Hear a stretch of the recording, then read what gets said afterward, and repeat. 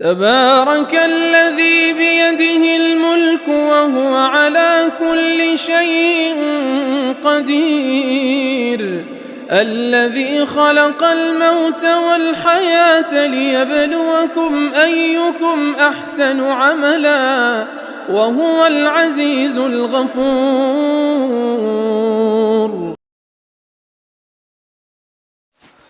بسم اللہ الرحمن الرحیم.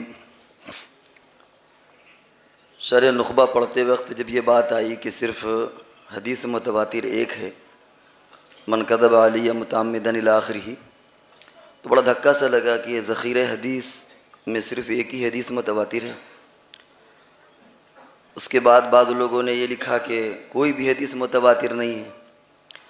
علامہ ابن حجر علیہ رحمہ تھوڑا ناراض ہوئے اور یہ کہا کہ بھائی وہ حدیثیں جو دنیا بھر میں پھیلی ہوئی کتابوں میں موجود ہیں، اگر بہت سے محدثین نے ان کو بیان کیا ہے تو وہ بھی متواتر مان لی جائیں، لیکن وہ تقسیم جو شاہ صاحب نے کی ہے وہ نظر نہیں آتی. اور ایک اعتبار سے یہ خدمت حدیث کا ایک قرض تھا جو حضرت امام علامہ نشا کشمیری رحمۃ اللہ علیہ نے ادا کیا ہے.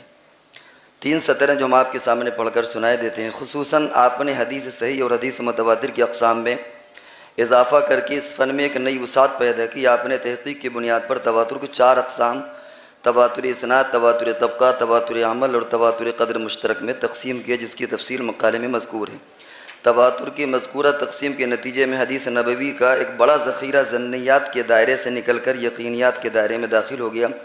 اس تقسیم نے نہ صرف حدیث کا استدلالی دائرہ وسیع ہوا، بلکہ ان لوگوں کے ذہنوں میں پیدا ہونے والے شکوک بھی رفع ہو گئے جو دینیات اور ایمانیات کو محض ظنی دلائل پر مبنی سمجھتے ہیں. جن لوگوں کا سابقہ منکرین حدیث سے ہے وہ اس بات کا اندازہ لگا سکتے ہیں. اخیر میں ایک حقیر سی راہ ہے، وہ یہ کہ ہم جہاں مقدمہ مشکات پڑھاتے ہیں یا ہفتوں میں شرح نخبہ پڑھاتے ہیں، اس میں اگر حضرت کی یہ تشریحات بھی پڑھائی جائیں ہمارے طلبہ کو تو بہت بہتر ہوگا. یہ ہماری ایک مختصر سی ایک حقیر سی راہ ہے. اسی طرح ہمارے بعض دوستوں نے جو مرکز المعارف سے جڑے ہیں انہوں نے یہ درخواست کی تھی کہ ہم چاہتے ہیں کہ کچھ مقالے انگریزی میں بھی آ جائیں. غالباً ظہور ہو گیا اس مرتبے، ان تک بھی سوالات بھیج کر کے انگریزی مقالات بھی منگائے جا سکتے ہیں.